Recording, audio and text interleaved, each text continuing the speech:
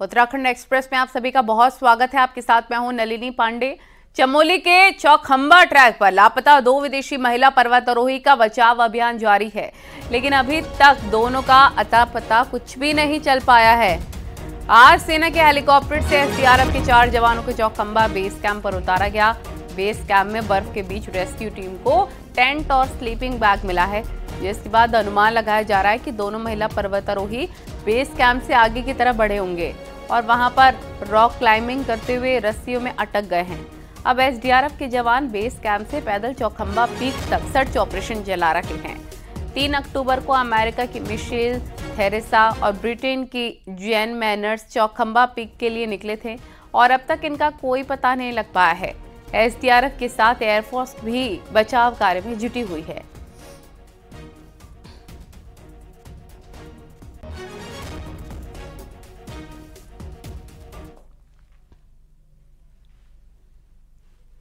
और अब ऋषिकेश से सटे नरेंद्र नगर से खबर है। यहां पर ताछिला के पास बस हादसा हो गया है।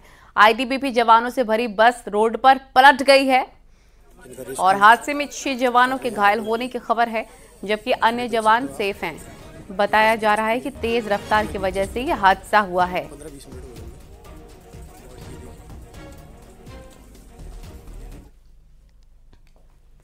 और टनकपुर में रेलवे की जमीन पर कब्जेदारों को हाईकोर्ट से कोई राहत नहीं मिल सकी है। प्रशासन के ध्वस्तीकरण की कार्रवाई पर हाईकोर्ट ने तत्काल रोक लगाने से इनकार कर दिया है। अब इस मामले पर अगली सुनवाई सोमवार को होगी। टनकपुर में रेलवे की जमीन पर कई सालों से अतिक्रमण है, जिस पर मकान और दुकान बन चुके हैं। सरकार रेलवे स्टेशन के विस्तारीकरण के लिए जमीन को कब्जा मुक्त कराना चाहती है। प्रशासन ने भी अब कब्जाधारों को हटाने के लिए कहा है।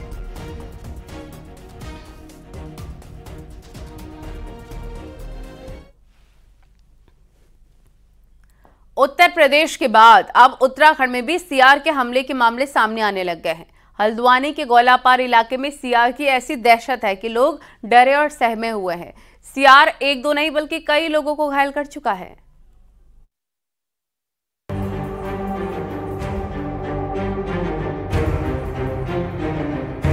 ये देखो यहाँ घाव है, ये पूरा होठ में घाव है, ये यहाँ से यहाँ तक पूरे घाव है। ये यार भैया इनको खूब पटका वो करी है, खूब पटका हुई है इनकी। अच्छा, हाँ, सीना में बैठ गया बिल्कुल ही, जगह इतने हिम्मत से काम लिया। ये है गोलापार इलाके की रहने वाली गंगा देवी, जो अपने पति रामदयाल पर सीआर के किए गए हमले की पूरी कहानी बयां कर रही है।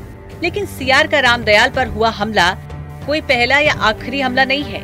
गोलापार के इस खेड़ा और नवार खेड़ा इलाके में पिछले 2 दिनों के अंदर सीआर 19 लोगों पर जानलेवा हमला बोल चुका है, जिसमें से 2 लोग तो गंभीर रूप से घायल हैं, जिससे गोलापार के लोग दहशत में हैं और हमलावर सीआर को पकड़ने की मांग कर रहे हैं। वो तो बाथरूम करने को आया, मैं वहीं खड़ा था, वो मेरे पर लिपट गया। मैंने 3 बार धक्का मारा, वो मेरे को फिर बार आ जा रहा, छोड़िए नहीं रहा, तो मैंने कही मार देगा ये। फिर मैंने उसके काने पकड़ लिए थे, कान पकड़ के फिर मेरे पंजे मारते रहा वो, फिर मैंने गिरा लिया उसको। हमारे इस तरीके से डर बसाया, अचानक से उसने पापा पे हमला किया था। हम तो सब सो रहे थे, पापा बाहर को आए तो वो यहीं पे पता नहीं कहाँ से आया, उसने अचानक से पापा पे हमला किया और हमला ऐसे किया है, बहुत ज्यादा बुरी तरीके से किया था, जिससे पापा को काफी चोट वगैरह लगी है, काफी ज्यादा घायल हो रखे हैं और इस तरीके का डर बस गया है। शायद वो अभी भी नहीं निकल रहा है हमारे। उनके लिए उठे थे, इन पे उसने इतना हमला करा, इनको छोड़ नहीं रहा था। वो डर बना हुआ है। हाँ, इतना डर बना हुआ है कि बस हम रात के लिए सो नहीं पा रहे हैं। हमारे छोटे छोटे बच्चे हैं, लेबर आदमी हैं, और हमारा एक कुत्ता था, वो तो कुत्ते ने इनको बचा दिया। भाबर के इस इलाके में अभी तक इंसानों पर टाइगर और लेपर्ड के ही हमले देखे जाते थे, लेकिन अब इस लिस्ट में सीआर की भी एंट्री होने के बाद लोगों में दहशत है। खौफ के साए में जी रहे गोलापार के लोगों ने तो एक सीआर को मौत के घाट उतार दिया, लेकिन इसके बावजूद हमले रुकने का नाम नहीं ले रहे। उत्तराखंड में अभी तक जंगली जानवरों द्वारा इंसानों पर किए गए हमले ये बताते हैं कि सीआर के द्वारा अभी तक महज 2 ही बार इंसानों पर हमला किया गया है और गोलापार में हुई ये घटना दूसरी बार हुई घटना है। ऐसे में लोगों में दहशत बनी हुई है। लोगों की यही डिमांड है कि जल्द से जल्द इस सीआर पर कंट्रोल किया जाए। शैलेंद्र नेगी, न्यूज़ 18, हल्द्वानी। और सीएम पुष्कर सिंह धामी आज दिन में राजस्थान के दौरे पर रहे। यहां पर आबू रोड में सीएम प्रजापति ब्रह्म कुमारी विश्वविद्यालय के ग्लोबल समिट में शामिल हुए, जहां सीएम ने कार्यक्रम को संबोधित करते हुए कहा, उत्तराखंड देवों की भूमि है और उत्तराखंड के कण-कण में शंकर हैं। देवभूमि में लोग दुनिया के कोने कोने से आते हैं।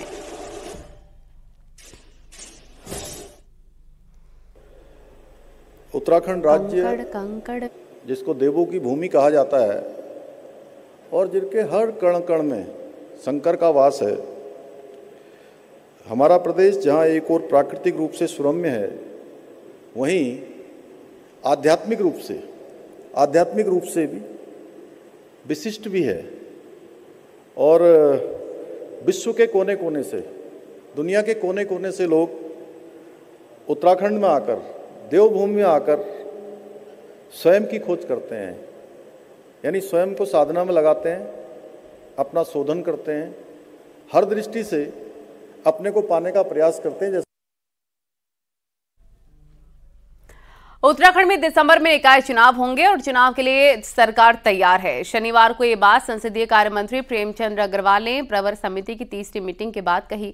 उन्होंने कहा कि साल 2018 की तरह 2011 की जनगणना पर ही चुनाव होंगे और हाईकोर्ट को 10 नवंबर से पहले इसकी जानकारी दे दी जाएगी। सरकार ने हाईकोर्ट में 25 दिसंबर से पहले चुनाव की बात कही है। वहीं निकाय चुनाव में ओबीसी आरक्षण को लेकर प्रवर समिति की तीसरी मीटिंग शनिवार को हुई, उसी में ये फैसला हुआ। वहीं तय किया गया है कि ओबीसी आरक्षण का मुद्दा गंभीर है और आरक्षण का फायदा सिर्फ उत्तराखंड के ओबीसी को ही मिले।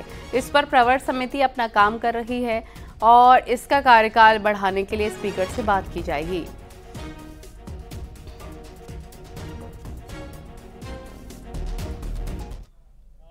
कमिटमेंट था कि हम चुनाव निकाय के कराएंगे, उसको लेके समिति ने भी आज अपना मंतव्य स्पष्ट किया कि 2011 की जनसंख्या के आधार पे जिस प्रकार से 2018 का चुनाव हुआ था, उसी आधार पे हम लोग ये चुनाव भी कराएंगे। भू कानून की तरह ओबीसी आरक्षण का फायदा भी सिर्फ उत्तराखंड के लोगों को मिले, कांग्रेस और बीजेपी यही चाहती है। यही वजह रही है कि निकाय चुनाव में 2011 की जनगणना पर कराने पर सहमति बनी है, ताकि ओबीसी के नाम पर कोई बाहरी उत्तराखंड का फायदा ना उठा सके।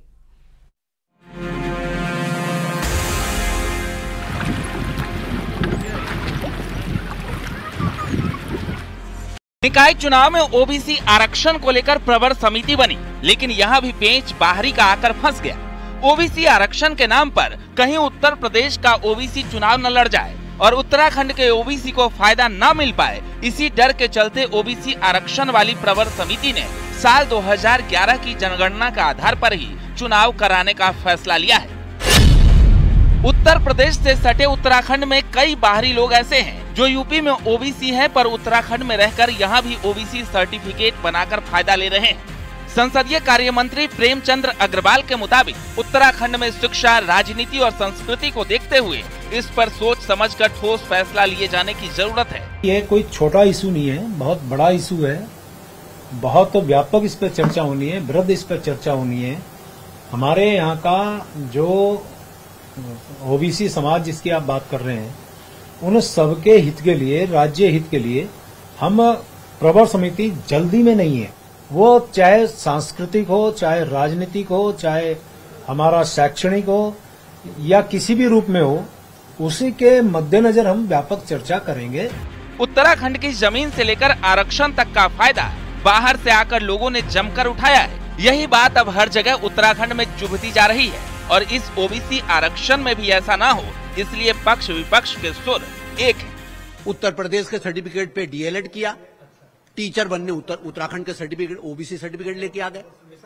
अच्छा, स्थायी निवास कहीं का लिया, फिर भर्ती के लिए स्थायी निवास यहाँ का ले लिया। तो कुल मिलाकर के हमने कहा कि आवश्यकता इस बात की है कि न केवल ये कमेटी, आवश्यकता पड़े तो एक कमेटी और बनाए, आवश्यकता पड़े तो चाहे आयोग बनाना पड़े। मेरा ये दृढ़ मत है कि बाकायदा सरकार को बहुत सख्त गाइडलाइंस सरकार को जारी करने के लिए, सरकार को बहुत सख्त गाइडलाइंस ओबीसी के सर्टिफिकेट जारी करने के लिए करनी पड़ेगी। हमारी ये चिंता है जो बॉर्डरों पर लगे हुए, जैसे उत्तर प्रदेश बॉर्डर से है या और अन्य बॉर्डरों से लगे हुए एरिया हैं, वहां पे बाहरी लोगों का जिस तरह से वहां पे बढ़ रहा है, उस पे जो है चिंता है कि ताकि बाहरी लोग दो जगह का जो है आरक्षण का फायदा न लें। अभी डीएलएड के पेपर हुए थे तो उसमें भी काफी बच्चों का फोन आ रहा था कि उन्होंने कहा उत्तर प्रदेश में भी इन्होंने ओबीसी के उस पे जो है डीएलएड किया है और उत्तर प्रदेश में भी जो है ये उसके पेपर दे रहे हैं। तो इस तरह का न हो, हमारी चिंता उत्तराखंड को लेकर है। कुल मिलाकर चिंता उत्तराखंडियों के हक पर पड़ रहे डाके को लेकर है। जहां उत्तर प्रदेश और दूसरे राज्यों के लोग नौकरियों में ओबीसी का फायदा ले रहे हैं तो उत्तराखंड के ओबीसी हाथ मल रहे हैं। यही वजह है कि उत्तराखंड के ओबीसी की सही पहचान की मांग उठ रही है ताकि नौकरी से लेकर चुनाव में उसे अपना हक मिल पाए। देहरादून से दीपांकर भट्ट, न्यूज़ 18। और वहीं कांग्रेस नेता गणेश गोदियाल ने कहा कि उत्तराखंड में फर्जी ओबीसी सर्टिफिकेट बनने की बात बीजेपी के विधायक मान रहे हैं, इसीलिए जरूरी है कि सरकार इस पर एक्शन ले और उत्तराखंड के ओबीसी के हितों पर डाका नहीं पड़ना चाहिए। ओबीसी आरक्षण का मुद्दा हुआ गंभीर। माननीय विधायक मुन्ना सिंह चौहान जी ये कह रहे हैं कि अन्य प्रदेशों से आए हुए लोग नकली सर्टिफिकेट बना रहे हैं, तो ये सरकार में हुए वो और सरकार की जवाबदेही बनती है कि उनकी सरकार में दूसरे प्रदेशों के लोगों ने नकली सर्टिफिकेट कैसे बना दिए, और अगर बनाए हैं तो उनको इस बात को एश्योर करना पड़ेगा कि उत्तराखंड के ओबीसी के साथ कोई भेदभाव नहीं होगा, उनके हितों पर डाका नहीं डाला जाएगा। पीएम मोदी ने आज पीएम किसान सम्मान निधि योजना की 18वीं किश्त जारी की। इसका लाभ उत्तराखंड के 8 लाख किसानों को मिलेगा और 169 करोड़ रुपए उत्तराखंड के किसानों के खाते में ट्रांसफर हो चुके हैं। और इसके साथ ही पीएम नरेंद्र मोदी ने किसानों को वर्चुअली संबोधित भी किया। किसान सम्मान निधि कार्यक्रम में कृषि मंत्री गणेश जोशी भी मौजूद रहे, जहां पर किसानों की राशि ट्रांसफर की गई है।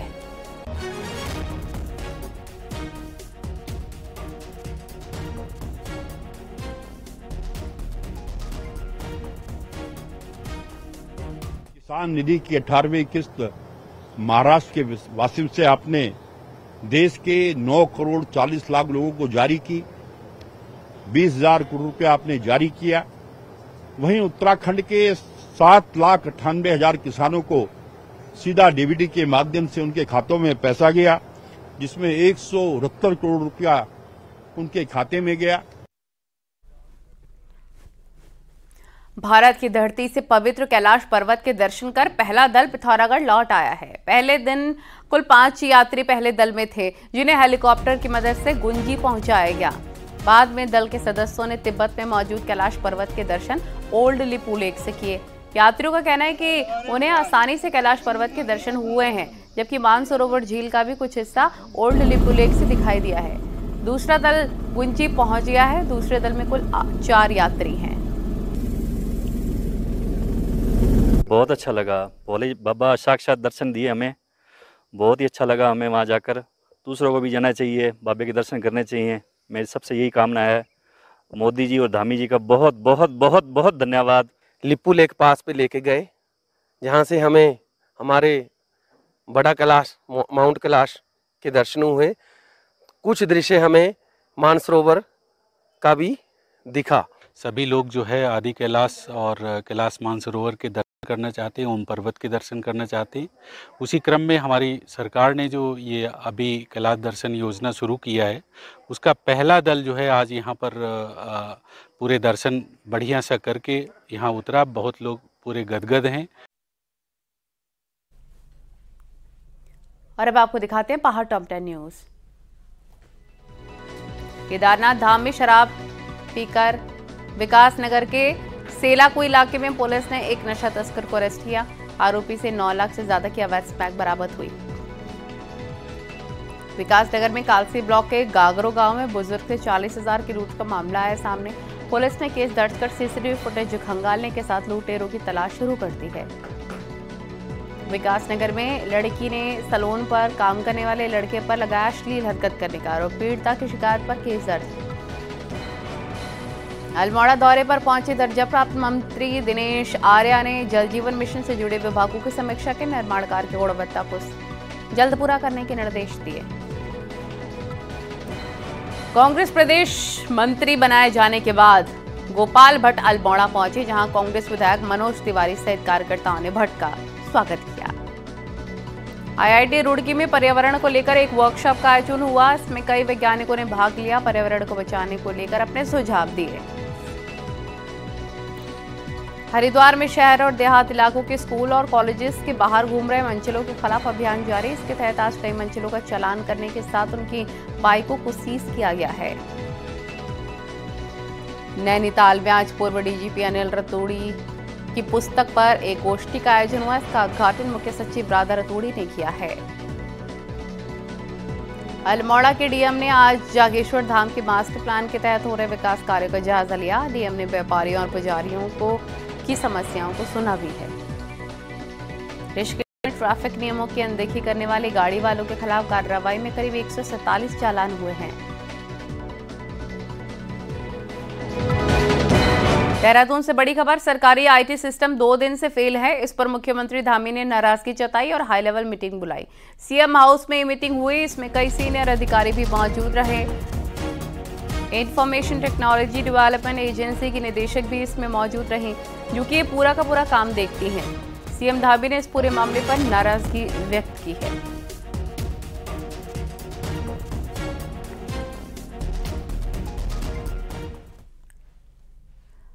मालवेयर यानी कि कंप्यूटर वायरस के चलते 3 दिन से उत्तराखंड में सरकारी कामकाज ठप पड़ा है। सचिवालय से लेकर सीएम हेल्पलाइन ठप रहे। सोमवार सुबह तक पूरा सिस्टम ठीक होने की उम्मीद है, तो सीएम पुष्कर सिंह धामी ने इस पर नाराजगी भी व्यक्त की है।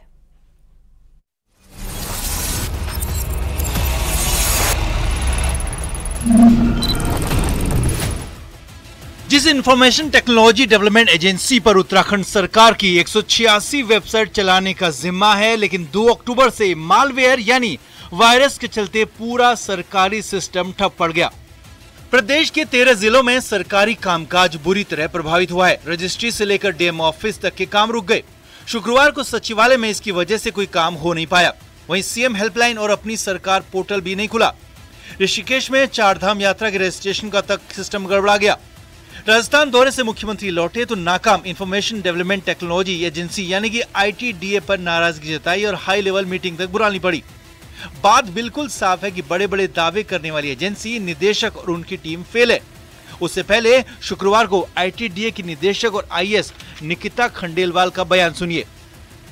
मेरा अपना ये कहना है कि मेरा सिस्टम उसको डिटेक्ट कर पाया और मेरा सिस्टम उसको, हम लोग रिजिलियंट हैं और हम लोग उसको वापस ला पाए हैं, लाइव कर पा रहे हैं। तो मेरे को लगता है अपने आप में एक बहुत अच्छी चीज़ है कि हम लोग ने डिटेक्ट करके टाइम से, बिना किसी इम्पैक्शन के, बिना किसी लॉस के हम उसको लाइव कर पा रहे हैं। तो इससे बड़े हमें लगता है कि हमारी टीम, मतलब कि हमारा अपना अचीवमेंट है। जितनी आसानी से निदेशक निकिता खंडेलवाल ने ये बात कह दी, पहले गलती और फिर सिस्टम को ठीक करने का काम कोई मजाक नहीं है। इसी गलती का फायदा किसी भी दिन हैकर्स उठा सकते हैं और कई सरकारी गोपनीय दस्तावेज एक झटके में हैकर्स के हाथ लग सकते हैं। इस पूरे सिस्टम को ठीक करने के लिए सेक्रेटरी नितेश झा लगातार मॉनिटरिंग कर रहे हैं और भविष्य में आईटी सिस्टम को मजबूत बनाने की बात कह रहे हैं। ये तो एक टेक्नोलॉजी है और टेक्नोलॉजी समय के साथ बढ़ता रहता है और हमारे स्टैंडर्ड एसओपीज का अगर पालन किया जाता है तो नॉर्मली इस तरह की चीजें नहीं होती हैं। फिर भी हम लोग टेक्नोलॉजिकल अपग्रेडेशन के लिए और कार्य करेंगे और हमने इसमें गवर्नमेंट ऑफ इंडिया की जो प्रीमियर एजेंसीज हैं, जैसे सर्टिन वगैरह को इन्वॉल्व किया है। उनके रिकमेंडेशंस के आधार पर आगे फिर हम लोग अपने सिस्टम्स को और फुल प्रूफ बनाने की कोशिश करेंगे। उत्तराखंड की इंफॉर्मेशन टेक्नोलॉजी डेवलपमेंट एजेंसी बात बात पर बड़े दावे करती है, लेकिन इसकी पोल एक वायरस ने खोलकर रख दी और खबर है कि वायरस कहीं बाहर से नहीं आया बल्कि कमजोर लचर सिस्टम का नतीजा है। और यही हाल रहा तो किसी दिन पूरे सरकारी सिस्टम पर इससे बड़ा संकट आ सकता है। देहरादून से न्यूज़ 18 के लिए दीपांकर भट्ट की रिपोर्ट। उत्तराखंड के हल्द्वानी में रहने वाले यूट्यूबर सौरभ जोशी एक बड़े विवाद में फंस गए हैं। दिल्ली पुलिस के स्पेशल सेल ने उन्हें नोटिस भेजा है और पेशी के लिए भी बुला लिया है। सौरभ जोशी पर आरोप है कि उन्होंने एक ऐसे ऐप का प्रचार किया जिसके जरिए लोगों की ठगी हुई है। सौरभ जोशी को दिल्ली पुलिस के स्पेशल सेल की तरफ से नोटिस भेजा गया है। सौरभ को खुद दिल्ली पुलिस के सामने पेश होना होगा और अपना जवाब देना होगा। उन्हें बताना होगा कि हाई बॉक्स नाम के ऐप से उनका क्या संबंध है। बताया जा रहा है कि दिल्ली पुलिस ने बहुत से सवालों की एक लिस्ट तैयार की है, जिसका जवाब सौरभ जोशी को देना है। आपको बता दें कि सौरभ जोशी का विवादों से पुराना नाता रहा है। इससे पहले भी वो उत्तराखंड को अपने नाम से मशहूर होने का दावा कर विवादों में आ चुके हैं। अपनी डेली लाइफ की वीडियो बनाकर यूट्यूब की दुनिया में मशहूर हुए हल्द्वानी के यूट्यूबर सौरभ जोशी की मुश्किलें बढ़ गई हैं, क्योंकि उन्हें दिल्ली पुलिस की तरफ से एक नोटिस जारी किया गया है और नोटिस हुआ है ठगी के मामले में। दरअसल सौरभ जोशी ने कुछ दिन पहले हाईबॉक्स नाम के एक ऐप का प्रचार किया था और इस ऐप के जरिए कई लोगों से ठगी का मामला सामने आया है। इस समय मैं हल्द्वानी में उसी जगह पर मौजूद हूं जहां पर सौरभ जोशी का घर है। ये सौरभ जोशी का घर वाली कॉलोनी है और ये ओलिविया कॉलोनी है, इसी के अंदर सौरभ जोशी रहते हैं। लेकिन फिलहाल सौरभ जोशी दिल्ली में हैं और उन्हें दिल्ली पुलिस के नोटिस का जवाब देना है, जिसके बाद ये साफ हो पाएगा कि पूरा प्रकरण आखिर है क्या। शैलेंद्र नेगी, न्यूज़ 18, हल्द्वानी।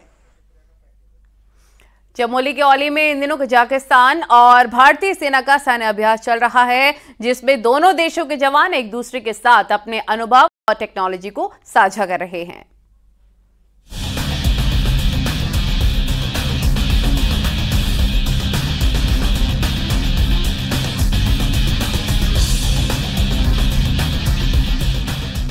हिंदुस्तान की आर्मी विश्व की सर्वोत्तम आर्मी में से एक मानी जाती है। भारतीय सेना को और बेहतर बनाने के लिए लगातार मित्र देशों के साथ सैन्य अभ्यास किया जाता है। ऐसा ही एक युद्धाभ्यास 30 सितंबर से औली में कजाकिस्तान और भारत की सेना कर रही है, जिसमें 8 routine rock craft training, special heliborne operation के साथ martial art, yoga, combat free fall, cordon and search के साथ ड्रोन और काउंटर ड्रोन जैसी तकनीक को आपस में साझा कर रहे हैं, जिससे दोनों देशों की सेना को लाभ मिल सके।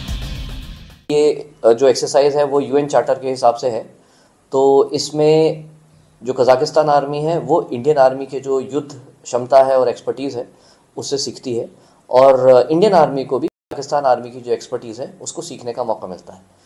एक फ़ायदा ये होता है, और दूसरा फ़ायदा इससे ये होता है कि इस तरह की एक्सरसाइजेज जो होती हैं उससे दोनों देशों की आपस में परस्पर मैत्री संबंध जो है वो इम्प्रूव होते हैं।